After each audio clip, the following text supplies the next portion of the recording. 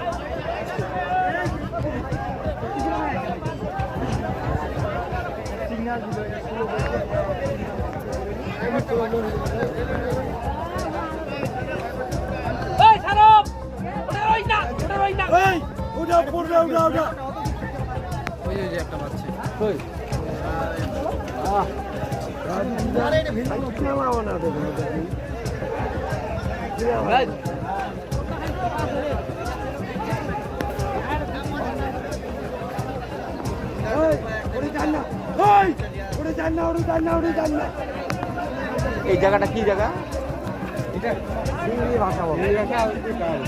সিঙ্গুরি ভাষা, চিংড়ি ভাষা, সিঙ্গি, সিংনি ভাষা।